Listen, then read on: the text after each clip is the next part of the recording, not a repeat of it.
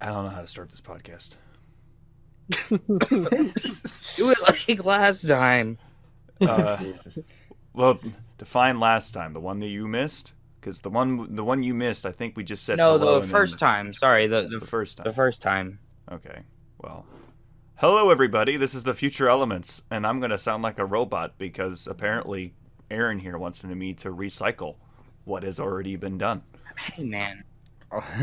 He wants me to Call of Duty Continuity. this shit. Anyway. Hi guys, this is Matt from the Future Elements. Sadly, we do not have as many people as we did last week, but we do have a special guest with us, Hyperion, who made Huntress and is now currently making Lineage, which is it's a Huntress 2, basically, right? It is the direct sequel to Huntress, like literally hours afterwards. All right, so we have a couple topics that we want to talk about. We also have Aaron here, and we have Megalodon. Hello. So we are going to talk a couple things, Machinima related, movie related, just kind of whatever the fuck comes out of our mouths. So, Well, I think first things first, we have to talk about the elephant in the room. Matt here, this lucky motherfucker, at this night, based on when this comes out, which is March 23rd. March 23rd, he is able to go see 2 weeks early, ahead of all of us, Shazam. He got early access to the new DC movie that I think a lot of us are quite excited for. Kind of a new, very interesting take on stuff. This is actually a character that I've wanted to see on the big screen more than quite a lot of characters, actually. Well, like, how much do you guys know? How much do you guys know about Shazam as a character from comics, if you do? He used to be Captain Marvel, right? Yeah, he used to be the original Captain Marvel. Yeah, he was. I know he's the original Captain Marvel, and he's actually a kid, but like he has the body of a grown-up like superhero macho dude, but he's actually a kid, and that's like the whole interest it's like behind a him. superhero version of Big, if you wanted to kind of basically. Yeah. But the interesting fact about the character and stuff, like, of course, when he was known as Captain Marvel before, of course, rights issues and all that, he was actually one of the most popular characters in DC Comics, having the biggest comic lineup of any DC hero that beat out Superman comics. I am not kidding. This was the one character that had the most selling comics, more than Superman did. And Superman was a popular character, of course, with just so many, like, hundreds and hundreds of comics, and then this character comes along and it's just like freaking like slammed like by a landslide and stuff. It was incredible. And it's such a very interesting character and stuff. He's had 2 origin stories, technically. He had one which was kind of old and a bit dated, and then one that's that the movie's kind of basing on, which is a bit more realistic and, in a sense, a bit more darker, in a way. And we know how DC and darkness kind of work out. But it kind of actually does focus a little bit. And this is what I'm hoping the movie will do too. And you, of course, can let us know after you see it without spoiling anything for us, of course. Is that it definitely will also focus on family drama, and then, of course, the idea of isolation, and kind of like just how it's like to grow up alone, essentially, because the character is an orphan. In a way, like the kid who eventually becomes Shazam and stuff, and it does things to you, that. And I think there's a lot of people that have experienced that, and just to see how that's going to be portrayed, I think it will be a very interesting movie to see and all that. Of course, it's going to be funny because, I mean, the idea of a kid being in a superhero macho body, I mean, that's probably the fucking funniest thing ever. That's probably why it was so popular when it was. Because, I mean, when you think about the demographic, if you go back, I guess, X amount of years ago, who's buying comics? It'd be kids or preteens or teenagers or whoever. So the idea of like a literal kid teenager or superhero, but becoming a hero. Yeah, because that's what everyone wanted to be. Everyone wanted to be basically a superhero. It was like you had Superman, Batman, and you had the Marvel comics and stuff. But some people, I guess, didn't feel as related to some of them, like probably with the exception of Spider-Man, who I believe came later, comics wise and Oh stuff. yeah, no. Captain Marvel came out in in like 1940 or 1941, which at that point was the only Marvel character that was out at that time was Captain America, but Marvel didn't exist yet. At least the Marvel we know today. Marvel Yeah, of didn't course. become a thing until 1962 when Spider-Man was finally signed on. Hmm. Or no, not Spider-Man. Well, Spider-Man and X-Men because they were released in the same year. Um, Yeah. but yeah, like I actually just watched a video of Zachary Levi, the star of Shazam. Mhm.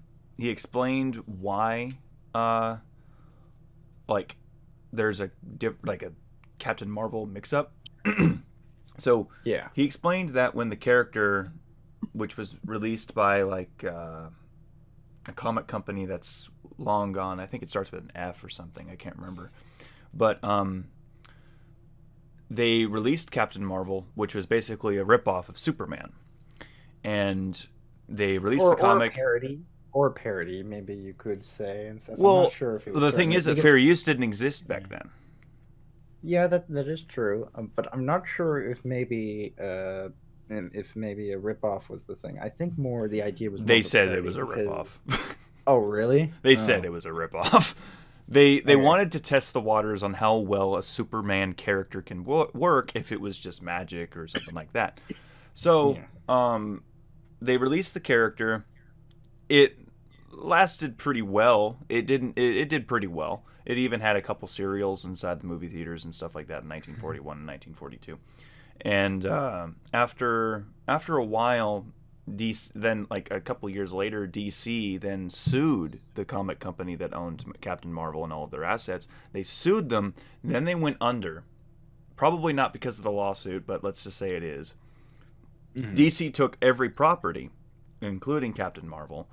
The thing is that DC decided not to capitalize on the Captain Marvel name and the trademark. They did release comics, but the thing is that they they didn't put a trademark on the name. Yeah. So they didn't put the trademark until like the 60s or 70s, and Marvel's Captain Marvel came out and they capitalized on the name. So that's why.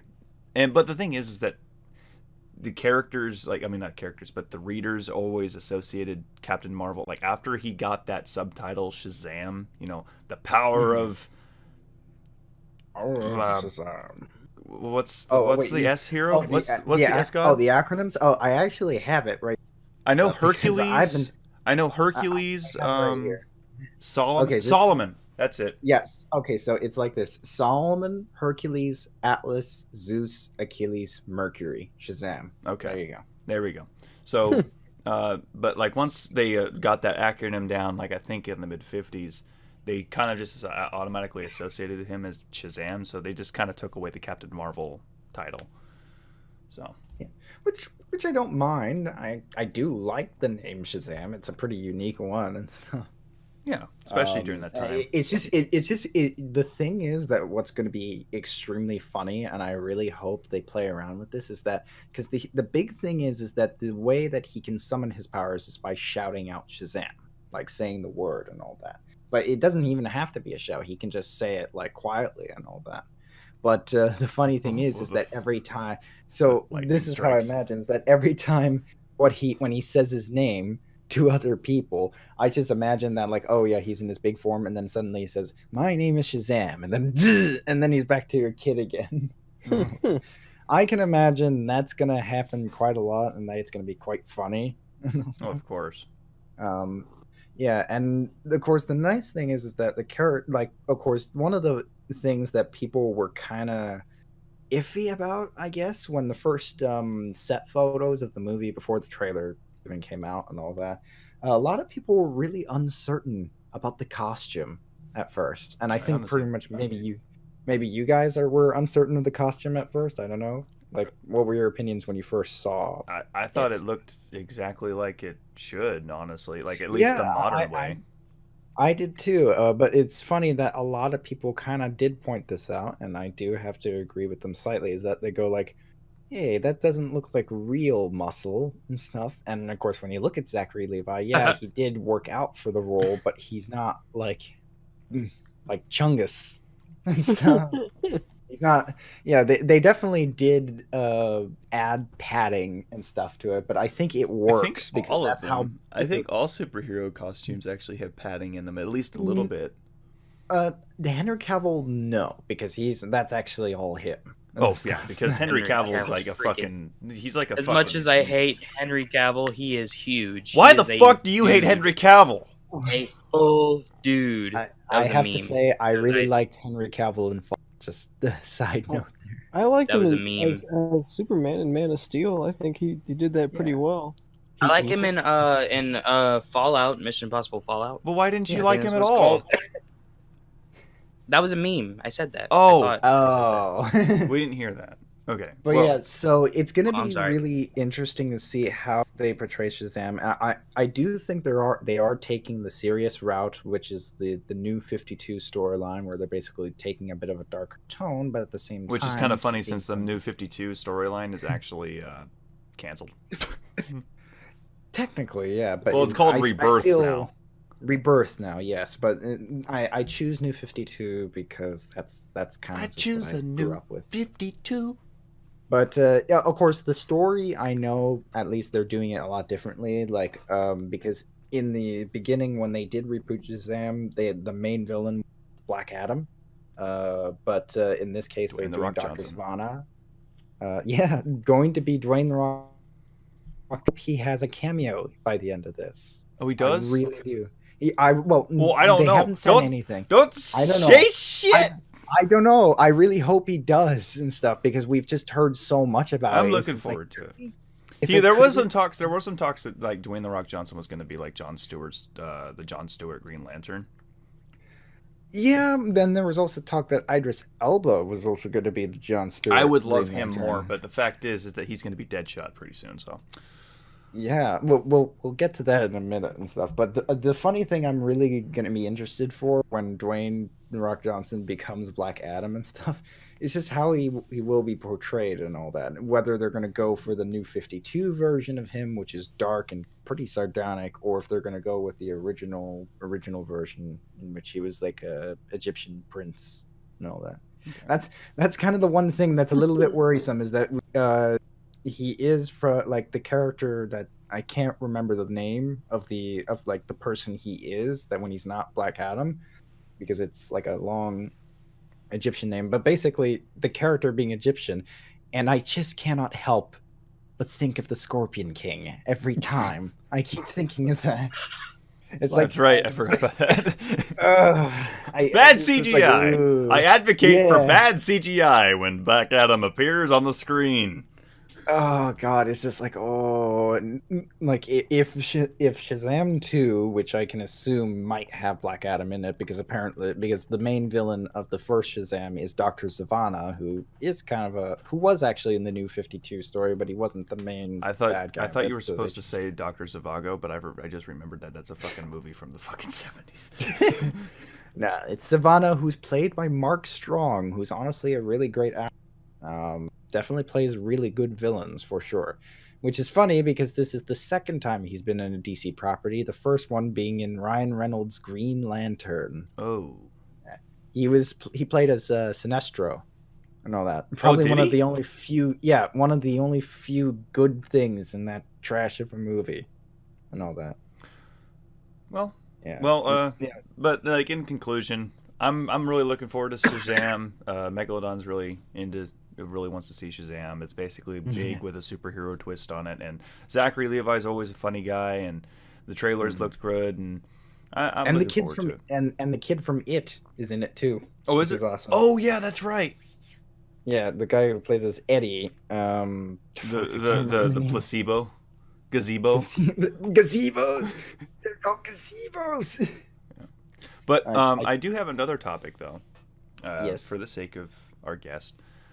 Ascend, how about you talk about your Huntress series?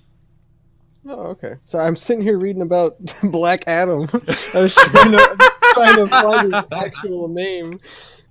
It's like a really bad. Well, at least picture you're of- involved. At Adam. least you're involved with the conversation. I just felt bad because you're sitting there really quiet, and I'm like going, I should probably let him talk now because Mega is like it's not a bad thing. Mega's keeping a conversation, but we have two other people here. Yeah, no. So, for those, I guess, just in general, for anybody who hasn't seen the first one, Huntress is set in the primary Halo canon in the time between Halos 3 and 4 during the kind of fall of power of the UNSC as they're required to kind of give the reins back to what is basically the future UN. But then you also have the upcoming of the Spartan 4s, and Huntress in particular has you follow along with one in particular, which is Naomi, known as Agent 27, as she is deployed out to disturb some illegal activity on the planet Ballast. Without spoiling too much, she finds out that the mission really wasn't what she was expecting, and things kind of tumble on from there, and a larger plot involving several different entities is revealed. And Yeah, mysterious Huntress. forces are at work. yeah, I liked GrumpyElite. He recently did a review of Huntress, and he was listing. He's like, yeah, it involves the ONI, UNSC, the FBI, CIA, the people from I still, Half-Life. I think. I still need to listen to it. Well, oh yeah, the villain from Half-Life. I think he's talking about me because I do voice in Huntress as the mysterious Mr. Domine, who's Mr. never Mr. shown. Domine. Only I thought for a second there you were going to say the mysterious dominatrix. No. Oh Jesus! Oh, imagine that was. I would watch that. Mega If going there like, was ever, I'm gonna whip if there you, was baby. ever Machinima dubs, if anyone plans to do that, that's definitely what his name should be. I'm gonna whip you, baby. No, so the Machinima and now the series, as we have a sequel coming out, takes a lot of inspiration from stuff like Blade Runner. Ooh. For example, I kind of noticed that in the first one with Huntress, like kind of like Blade Runner. Yeah, there's a lot of trying still to need to see the squeeze those, second one. futuristic themes out of the Halo is set in 2552 and onward. Like that's a decently far in the future and really capitalizing And when on. you realize that the first Blade Runner is actually in the past now. Yeah, was it supposed to be like in 2018 or something, right? Yeah, I Or think it was like 20. No, I think it was 2015 or 2016, or maybe 2018. I'll Google it. Google it. But then also stuff like Ghost in a Shell, but then taking some of those elements and maybe combining them a little bit with, like, kind of on the topic of heroes, like a Western hero idea where you have these characteristics and traits that are the Western superhero and reflecting that in an environment that isn't really typical for it.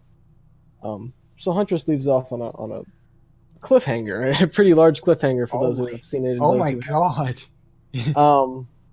So it's not even.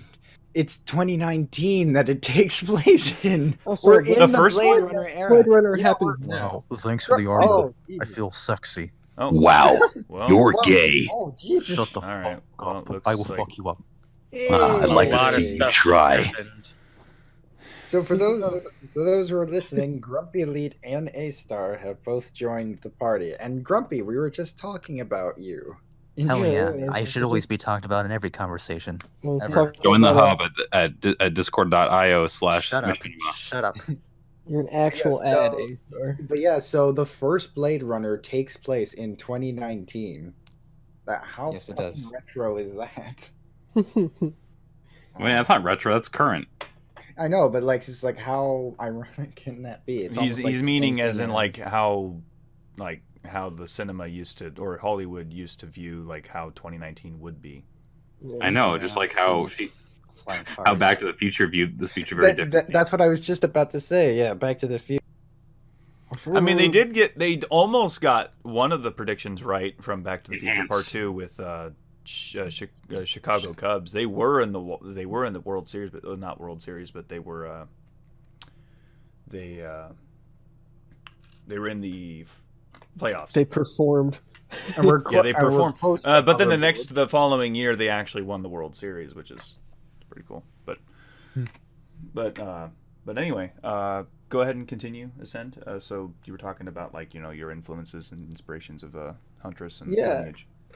And I'm actually, to an extent, I'm actually happy Aaron is here because Aaron is, people you wouldn't realize if I didn't tell you or if you really didn't look into it, but Aaron is a very integral influencer on Huntress and Lineage both, because for those that don't know, Aaron composes all the music for every scene and every shot and every minute that has sound with it.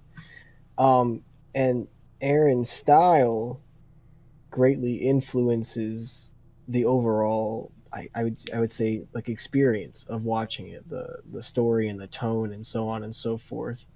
So And it's actually very funny that he says that because speaking of his influences and all, he mentioned Blade Runner, and whenever he first asked me to do the score, he was like, he asked me if I could make stuff that sounded like the Blade Runner score and all of that. And I, as much as I hate to say it, I kind of shut him down on that because I was like, that's not what I was like, that's not, I don't really enjoy that kind of stuff.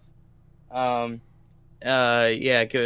we try something else? And luckily he let me try something else. Doesn't the Blade Runner have an electronic synthesizer kind of? Oh, it's a lot of synth wave, really dark synth electronic. Yeah, it's basically an all synth score. Which fair. Blade Runner? The first one. So you guys refuse to do Blade Runner, so instead you just made Black Mamba? No, it's not made. It's not real. Yeah. It's imaginary. It doesn't exist. Yeah, I really didn't understand the hype around it to begin with. I was gonna say, is that why you guys were talking about Grumpy because he did a review?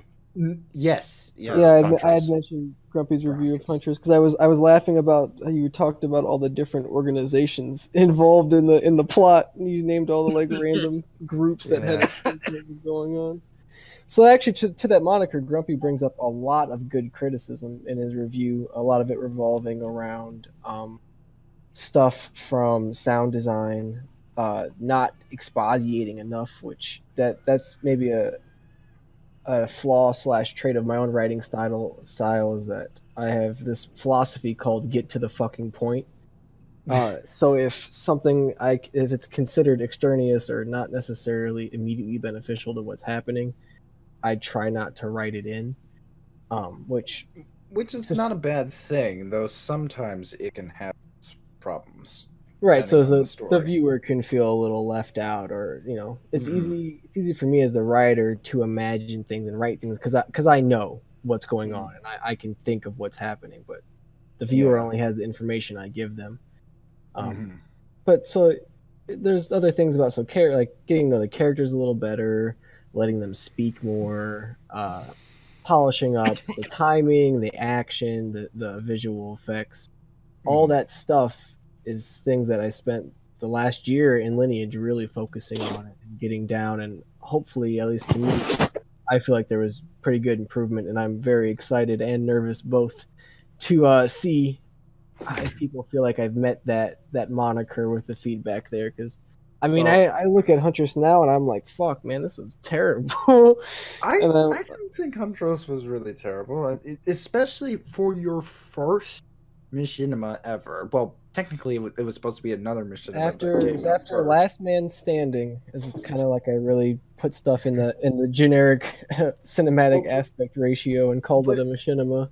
But honestly, it's just it was like your first sort of entrance. It's the thing that really got you noticed by a lot of people. And stuff. Yeah. And honestly, it could have been worse, dude. It could have been worse, but you put it could have been way worse. I just had somebody just this very morning, I had somebody message me, and telling me how good the cinematography in Huntress was, and how it had its own style, and he was even saying stuff like comparing it to Red versus Blue, and he was just talking about how it just had its own style compared to a lot of machinimas that he sees, and he really enjoyed it. So it's definitely good. And now, as being a part of it, I can look back on it and then look at Lineage and be like, okay, now that thing that he did in Huntress, he did way better in Lineage. But for what it is, for what it was, your first thing, your first big thing at least, it was it's a very good entry into the machinima community, I guess. I still cannot get over probably one of my favorite scenes in the entirety of Huntress to be the freaking mantis scene when that thing just collapses. You kind of gave it you kind of gave it like a Colin Trevorrow kind of feel to it, where you made the mantis like look giant compared. To so let me describe the mantis scene in terms of filming it. So that part at the end, one, we already spent like an hour doing the stupid scene because getting all the people to do the right stuff at the right time and all that stuff. With a lot of Huntress and Lineage both, I shoot all that live. I hate using theater. It's glitchy to an extent. Wait, you shot that inside the custom game? Yeah, that's all live. Holy shit! I commend you. That's a lot of the stuff in the Huntress and Lineage. I record it then and there to myself to get the most authentic response without having to worry about weird playback issues. So you actually were like the actual like cameraman. Yeah, I was like, okay, and if you've ever body acted for me, which I think I'm just envisioning like a fucking Spartan. I'm just envisioning like a big old white Spartan with a fucking like holding a Spartan laser to just replicate a camera, going like, all right, all right, stand here. You're not too far, because I body act. I didn't body act for the mantis scene in Huntress, but I did body act for some of the others. And then I did also body act in Lineage. I won't describe the scene, but I will say that he was literally standing right in front of me, and then of course he was on his camera thing. It almost felt like he was the person holding a camera. Yeah, I have a tendency to have a Spartan laser. Get in the scene and I'll show like I want you to walk this distance. Like just look at me and I'll do it. And then I'll record you do it next, and then I'll have the people run it back a couple times. But what the problem with the mantis scene is that at the very end, where the beam swings down and hits the mantis, there was only one shot at doing that because I didn't add a reset script to that beam, because physics on an item can only be changed once. That what happens is that beam changes from phased, which lets it stay there forever indefinitely, to normal, which then it swings down on that hinge. It can only happen once. So we get through an hour of recording, and the shooter, I forget who it was, but I'm like, okay, you have to hit this very small part of this beam off in the fucking distance, in the middle of nowhere in this warehouse. And the person standing in the mantis has to be in the right spot, or else it won't swing and kill him.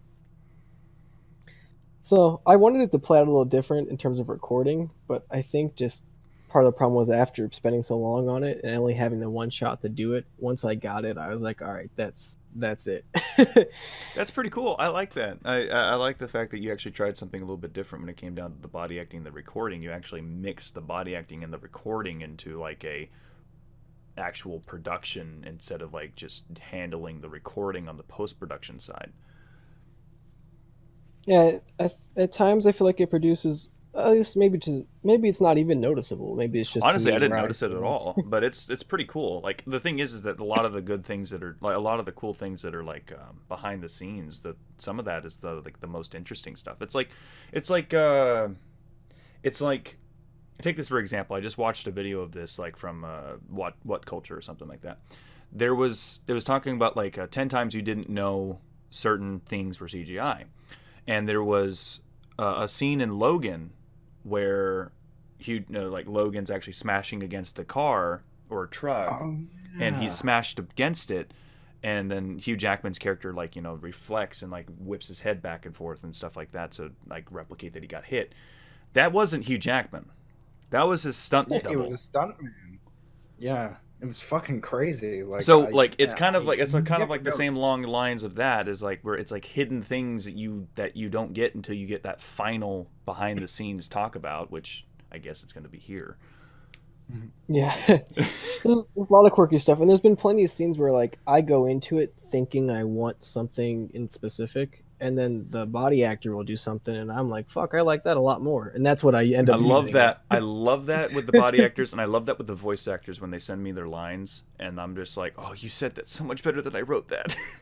Yeah, definitely. Like for example, when I decided to pull up a British accent for Mr. Domine and Huntress and stuff, it wasn't even in the casting call. It just felt like, you know what, I'm gonna do this voice and stuff. That's something I like to do with all my casting calls. Like sometimes things is that if I'm allowed to try something and stuff, I just like to go at it and stuff to what I think is very fitting to the characters and stuff. And I think that's something all voice actors should be able to try to do, is that if they really want to get themselves out there, they really should try. Just try something really good, as long as it's within the boundaries and that you ask first if you could try something. Also, we also got another person on the podcast, Outlet Chief 729. If you want to say hi, you can, but it seems like you are muted.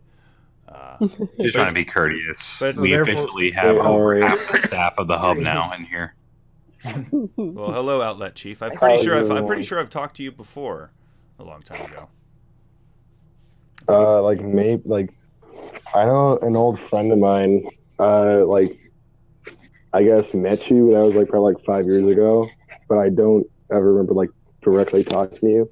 I think we talked I think we were doing a body acting session, and you were helping somebody, and you added me because I wanted body actors at that point in time. So I don't know. It was a few years ago, but it's kind of funny that this podcast, we were struggling to just get a fourth person, and now we got 7. A gajillion. Yeah, we had to cancel our game night. Why not? Here's a place to be. Oh, Outlet. Bees knees, You're coming to us from 1971, bro. You sound like you're inside a cup. Outlet. Yeah, Outlet Chief does sound like he's it sounds like he's talking through a goddamn 1970s. No, he's talking to us through the technology found It's the helmet effect. It's actually a Halo helmet effect, commonly used in every Machinima. High pass set to 100 or something like that. One of those directions. It's often referred to as the toilet bowl effect, which can also describe the mic I'm using. I can't even understand what you're saying. I didn't understand the fucking word you said. But yeah, so Ascend, to kind of conclude your conversation about Huntress and Lineage, when do you expect Lineage to be coming out? It's actually coming out, what's today, the 23rd? It's coming out on the 27th. Oh, this month? 4 days. It is. Oh, that's kinky as shit. Yeah, you better get this podcast out quick before it becomes outdated. The final trailer for Lineage is on my channel. So this podcast was recorded on March 23rd. It'll be released within 2 weeks, so it is going to be a bit late. But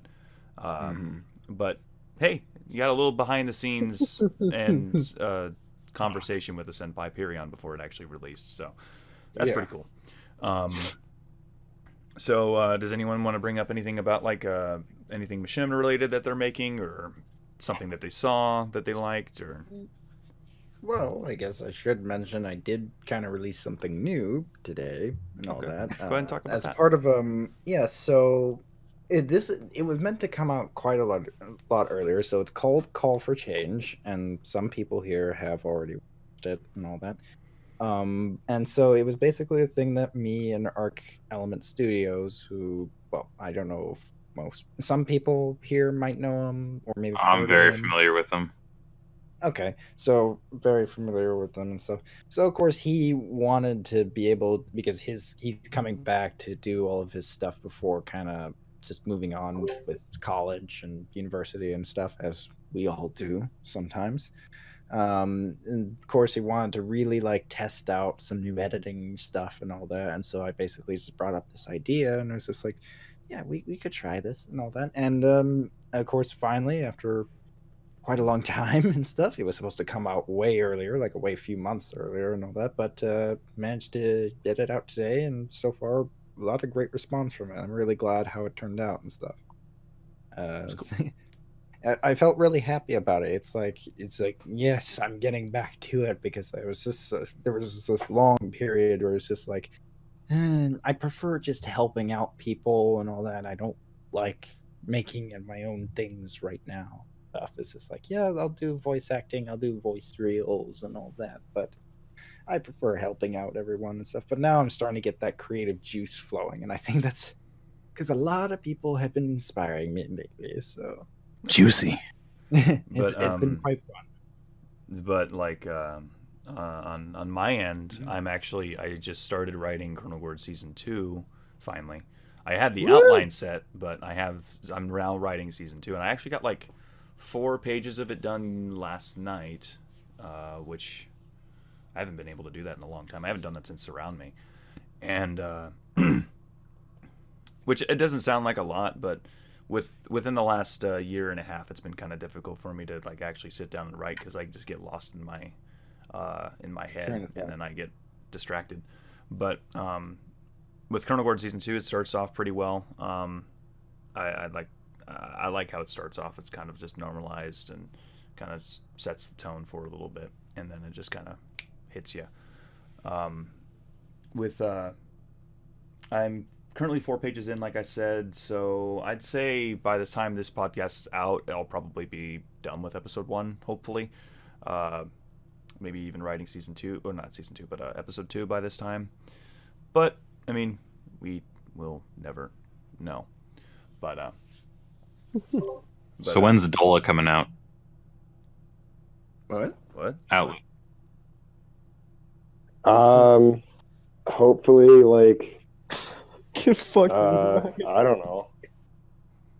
I mean, Good answer.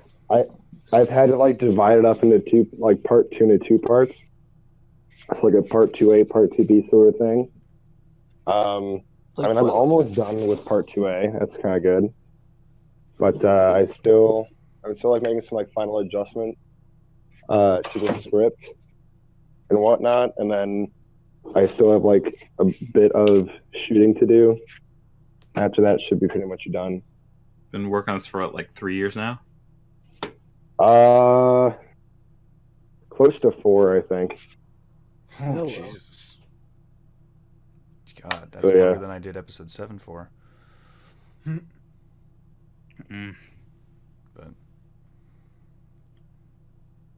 I mean, hopefully it comes out good. I think one of the few Machinimas I've seen that took a long time to make, which was really worthwhile, was from Snapped Films. oh yeah, Primus. yeah. I just watched that a few nights ago with Endgame? Quad. Oh, I loved Which Endgame. one? I Endgame, loved yeah. Endgame. Endgame was a while in the making too. Not Avengers Endgame, just Endgame. Just Endgame.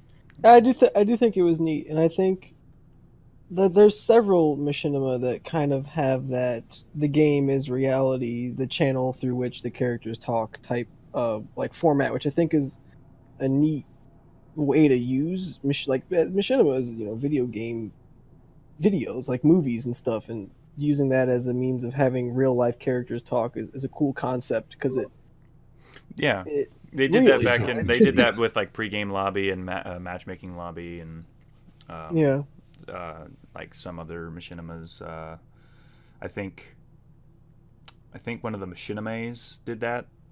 I don't know which one. If you die in Is the that game, you die in installation? real life. Installation 7 or Installation. What was the one that was on Reach and it was about the guy who had the girlfriend and the friend who didn't The Ark. play the game? The Ark. Were you confusing Jerry's Machinima for that? No, I knew it was named after something in Halo, but I couldn't remember Yeah, what. the Ark. I absolutely adore the Ark. It's a I- 3-part series. I thought it was all right. I couldn't get too far into it. Part 1 was good. Everything else was downhill. Not for me. I honestly really liked kind of how the story went and stuff. Like just how it has its moments of pretty great humor and stuff, but it does kind of capture certain things that do indeed happen in real life to an extent and all that. Oh no, I think it's don't fault good. that. I'm referring to the writing because after I talked with him about it, Q-Man told me that he admitted to having to kind of speed up the writing process for the last two, and it got even more accelerated around the third part, and it really shows.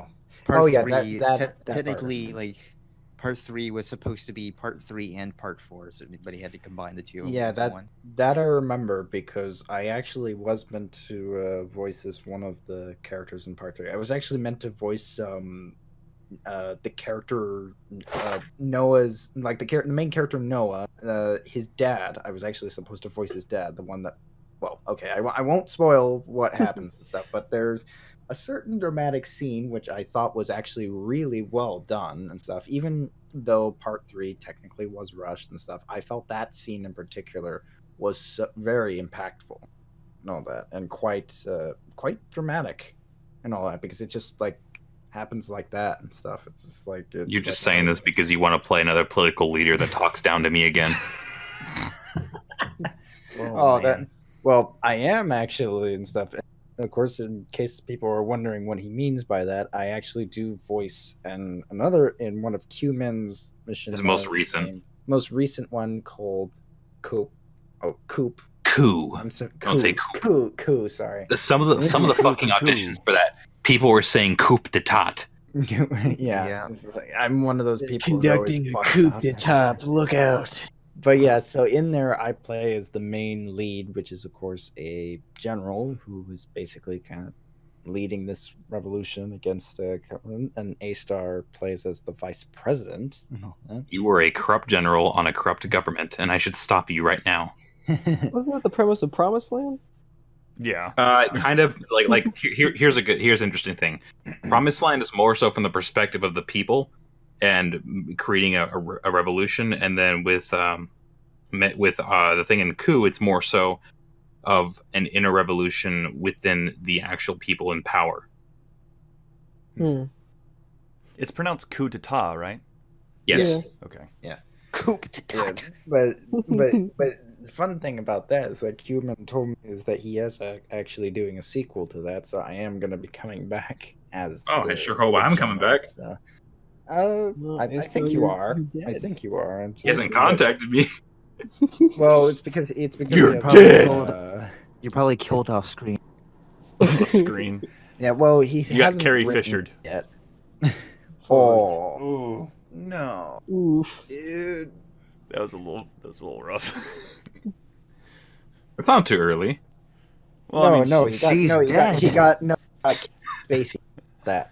I don't know if she's even killed off screen in episode 9 yet. Well, we won't find out until episode 9 rolls around. But we are gonna see her in a deleted footage thing that they're talking about, that they said they had from either episode 7 or 8, I believe. That they said that they're actually having some footage as a memory, like a flashback sort of scene that they cut out from one of the episodes, and then they're going to have that in there as a way of tribute, and then also to kind of, I guess, explain, I guess, kind of at least give her a legacy to fall back on, since she's not going to be in this.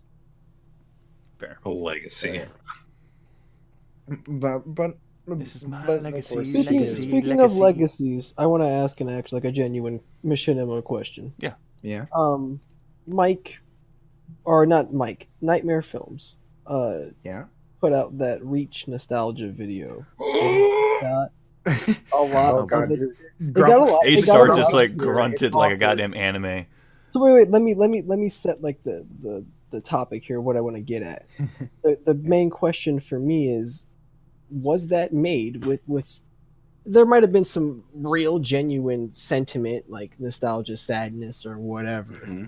But it's no secret that especially within the Halo community, you can bank pretty heavy on Halo nostalgia. I mean, people post, you go on r/Halo and people post fucking pictures of them vomiting on a picture of Master Chief from Halo 2, and it'll be on the front. it'll be the front page, in a couple hours. You could shit out a 3D render and everybody will love it.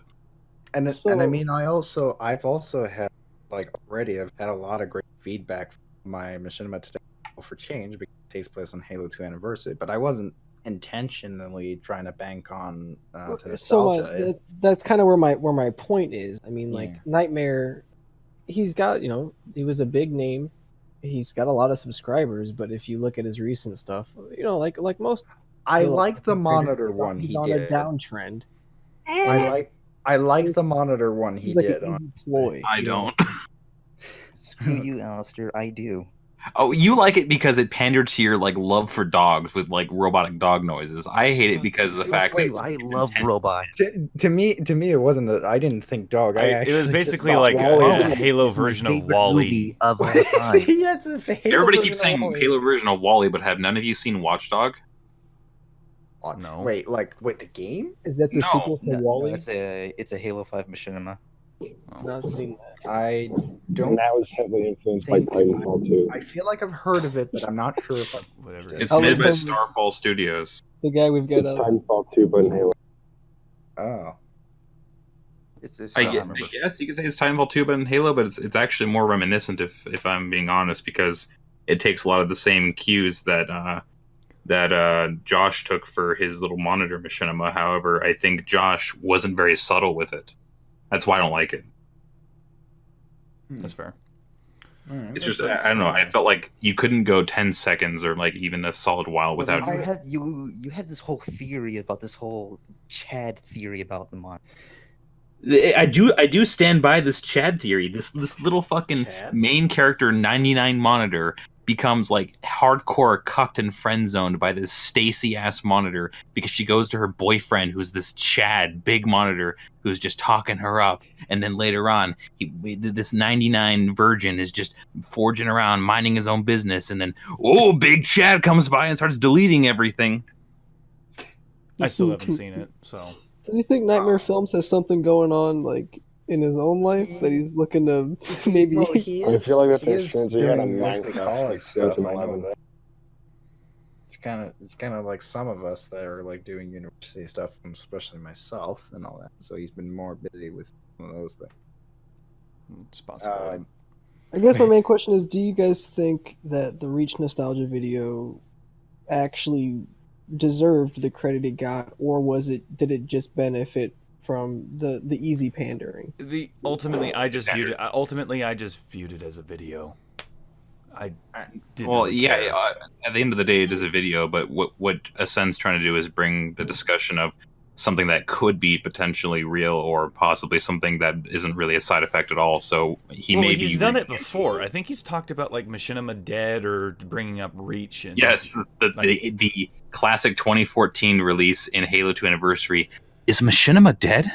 Video game videos. Yeah, the thing is that I feel like he was built off of nostalgia and sentiment. I think a lot of his earlier stuff were kind of traditional Machinima type stuff, where it was, someone on some sort of planet or fucking canyon or something, and it was always just a comedy series, like Red versus Blue or something. So I feel Is that what you consider traditional Machinima? Traditional, yeah. Okay, so you don't mean traditional in the sense that because when we refer to traditional Machinima, we refer to the kind of very simplistic style where you don't have to put in all the things I wouldn't say it's unnecessary, but you don't have to go into the things as color grading, visual effects, animation, sound design. Well, that's what I meant, traditional, Red versus Blue, early Red versus Blue, or Hard Justice, or. So yeah, the more of the traditional stuff that was around between 2006, 2009. Yeah, just the kind of stuff where you just you filmed around with your buddies and you fucking created a character and you just didn't really do much. You just pointed a camera and just did stuff. So yeah, that's what I meant by traditional Machinima. So I feel like that's what Nightmare Films did in the very beginning. That's what built his fan base, I guess. And why he was able to kind of make those videos is by the fact that he had the big fan base, but he was also built off nostalgia. Because he didn't become huge until 2014. I guess I don't know. I think if you look at the track record of his videos, they're very sporadic, and I'll give him credit where credit's due, that he's able to definitely make some interesting pieces that got the well-deserved attention they did. You have these weird sporadic moments where he gets around 100,000 views to 200,000 views. A few, I think, that might have even dipped into like maybe 500,000. I could be wrong. No, Running Dead actually went to, I think, 2 million, a million, I think. Oh, I forgot about that one. The Redux or the original? No, the original, not the Redux. The original. But then, the Redux did get some more views as well. Like, I think it actually hit like over 600K. The first one. But then there's a good majority of his videos that come out that kind of have a hard time breaking like even with any of the natural views he has, that even would kind of convey that the populace of his subscriber count are watching. Yeah, that's what I was kind of saying, is like he's a very recent big Machinima director that built off, Halo Machinima, but I think one of the reasons why he became so big is the fact that he built off of nostalgia and familiarity. Because if you look at Running Dead, it's basically Walking Dead. And if you look at custom games that he canceled a long time ago, it's basically Hunger Games. And what was the show that he made? Like the first show he made? By what? Rookies. Rookies is basically like a Red versus Blue kind of thing, isn't it? Isn't that Lost Hobo? Yeah. No, not Rookies. No, that's Recruits for Recruits. Lost Hope. No. Wait. Recruits. These all sound so similar. Okay. Rookies was made by Nightmare Films, and Recruits was made by Lost Hobo after that. And they're both RVB clones. Okay. In a sense. Okay, I will actually have a bit of an argument. And he doesn't say RVB clone as in like a bad thing. It's kind of like how you say Doom clone. Well, yeah, like I mean, yes, it's based off the idea of the Installation of I 7's will RVB say, clone. yeah, but I will say in terms of like how Recruits has evolved, at least so far with the newest season and stuff, it has gone very, very serious and stuff. Like it's really Isn't that entered. the guy that's the racist Lost Hobo films? Am I thinking of the Yes, you are right. What do you mean? Kinda. Holy shit! I didn't think anybody would bring that up. What? Well, I have to assign like traits to people to remember them. That's kind of I've never experienced anything bad with him, so I think Ascend Hyperion just associates me with that goddamn stupid ass emoji in the hub. It's gone. Okay, it's just no. It's just like it was a goofy little public image you had of like the classic half this half that. I'm like oh, this is a nice thing to commemorate him, because I have commemorations of everybody big in the Machinima community. I just did don't have something a anything whole in lot better than that fucking photo. You could have chosen to something way better. I had multiple candidates. I had one of you wearing this cowboy hat looking down. And I was like, oh, this is so good. But apparently, when you like make it super small for the emoji, it looks all distorted and weird. And I'm like, God damn it, I really want to. It's probably because it's in a 1920 by 1080 resolution. Well, it's just no. I was able to contort it, but the problem is that the hat is so long compared to your head that I couldn't use it. Oh. Well, it doesn't really matter. I mean, again, those are like photos of me at like 15. I got better with my photo editing, but. Yeah, I like how that's the. He's like, like, guys, I got like, fucking emoji. better at photo editing. but Well, I mean, on my like, on my most of my shit on my Facebook now is like, it's. Goard, it's funny you bring that up because I didn't even know that was you. Now I know it's you, but I didn't know Now he's that. been associated with you.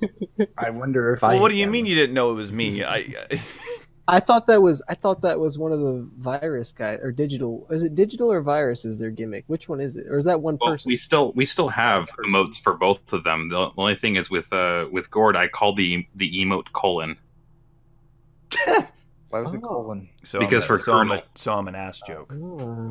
It was a joke for colonel, you know. Okay, yeah. Yep. Fuck you all. Well, regardless, I feel like we're gonna have to start talking about something that's kind of conclude the podcast, because I'm gonna have to start leaving pretty soon. But, yeah. By the way, for you guys who just joined later, this guy is seeing Shazam. Yeah, we already discussed about it. See, So Shazam. What? Yeah. What is Shazam? he's going to see Shazam earlier than any of the lucky. What is Shazam? What is It's a Shazam? new DC movie. What? They're making. It's the new DC movie with Zachary Levi about Zac coming Efron. Not Zach. Not Zac Efron. But no, like I it's the wonder- one with Zachary Levi. It's about like that the kid that turns into, like, every time he says Shazam, he turns into a superhero adult. Turns into Shazam. I've never heard of this. You've never heard of Captain Marvel, the original Captain Marvel? Actually, no, not until the ads came out. I'm just not a comic book person. Well, that's okay, fair, that's fair and stuff. Like even my own mom was going like, what is this and stuff. She's never read it, but that was because she knew about the original Captain Marvel when she read those. And then of course eventually showed the comics to me as a kid and stuff. But when she saw the name Shazam, she's going like, "Who is this?" Yeah. But to kind of conclude, we all kind of have like a machinima in the process of like in a production process right now. Senpai Hyperion with Lineage. Mine just came out. So well, yeah, yours just came out, but I think you have like something planned with. Aaron I'm of course now when I say my plan and stuff, I'm still in the preparation stages. I'm hoping that's to still start in writing. it's still in there. It's still in the pipeline. You're still producing it, but regardless, I think everyone here has a machinima, or at least pretty much everybody here has a machinima in their pipeline in their production line. I have Hyperion. 5. You have 5. Well, okay. 5. But Ascend Hyperion has a Lineage 2 coming out March 27th. Huntress 2. Lineage which will be out by the time this is. And Grumpy, I don't know when you're releasing anything. And probably April. April? Okay, cool. Go ahead and check out GrumpyElite's channel for his any recent content that he's going to be releasing. I've heard that he's done Machinima reviews and all sorts of check out his review on Ascend Hyperion's Huntress. Yeah, and go ahead and check out Huntress. Megalodon is having just released a Machinima just today, and it's called for Call for Change. Call for Change. A Halo 2 anniversary Machinima. And I'll be sure to put his channel link inside the description. Outlet Chief, he has something that he's planning on releasing. He said that he's been working on it for 4 years, so I guess you can just wait another microphone 4. Technology for 4 years. And A-Star, I don't think he does anything Machinima related except for voice acting. I don't make Machinima anymore, although the one I had you in a long time ago never saw the light of day. I'm just mainly voicing Machinimas and consulting, so I'm like, I don't know, I've got probably, I want to say like at least 10 Machinimas that are still in the works right now that I'm waiting to see the light of day because I've voiced for them. Right. We voice. You and I have the same problem. They start so much. The worst part is when you don't ever see it. Yeah, that's so fucking annoying. It's like that's probably the worst thing is that you work so hard to do something really awesome for these people and all that, and then like these projects just never come out. At the end of the day, it's free work, and I would say that depending on whether or not you're a talent and you're trying to dedicate your time to giving somebody a performance, like at the end of the day, I think a lot of the time whoever you're working with should definitely keep you updated on what's going on with it and at least how serious they are about making it before they start casting you and dedicating all that time, both theirs and yours. Yeah. So we pretty much got everybody, and with myself, I'm have a lot of Machinimas in the process that Quad's helping me with, and Colonel Goard Season 2 is finally in production. I'm finally writing that son of a bitch, and it's turning out pretty well. And I think we should all just say goodbye. Thank you all for joining GrumpyElite and Outlet Chief and A-Star. Thank you for joining, even though you guys joined right in the middle of the podcast. So you didn't have a proper introduction. But your names will still be censored before you joined. Wait, Matt, feel free to remove this part if it doesn't necessarily make it in time. But do you want to talk about, because by the time this comes out, this should be a thing that should be out there. But do you want to talk about the Golden Monitor Awards? Yeah, sure. Oh, okay. So for those of you who are probably wondering, we have a award show in the works. We have a server already running, but it's sort of in the works. It's called the Golden Monitor Awards. I thought we already talked about it in the last podcast. I don't know, I don't think we did, actually. Yeah, I was there for the last one. Okay. But what I will say to play we'll just do a quick summary of it. Yeah, I was doing the playoff. What Megalon is saying, there is a server out in the works right now. There should be a video out on Quad's channel, Quad Pierce, and if there is a video out, we'll go and link in the description of wherever this is going, probably Matt's channel. That's going on. And what you should do is go ahead and check out that video. It has a lot of useful information, but the general rundown is it's going to be an award show for Machinimas. You can submit nominations that you want to see. It's going to be annual, and on top of that, there are plenty of categories. No exceptions, no weird exclusions. Everyone's going to be included. And no corruption like the Oscars. So yeah, it isn't going to be a situation like the Golden Spartan Awards. You can easily go and join and participate. All you got to do is go to discord.io/thegmas with an S at the end. Yeah. Mhm. Yeah, and All the basically, instructions and will be in also that like, video. all the instructions will also be inside the Gordon Monitor Awards Discord server. But not only that, if you're concerned about the voting process, or at least how we're going to be choosing nominees and how the nominees are going to be chosen as the award-winning Machinima. Basically, we're having like a vetting process in a way. Like it's going to be going through 3 different channels, not YouTube channels, but you know what I mean. So there's going to be like the nomination people, the people that nominate. There's rules on how to properly nominate, and then it's going to go to the creative team that's going to look over the nominations and ultimately decline or accept, and then it's going to go to the actual judges that will actually judge the nominee and actually Based on certain things, of course. based off certain things, of course. There's- So those there's no judges and those saying- judges will like choose who will be nominated, like to be the nominees that we're going to be showing inside the actual award show, and then the judges ultimately do choose who, like in a collaborative effort, that who is going to be the winner. You never know. You might end up winning.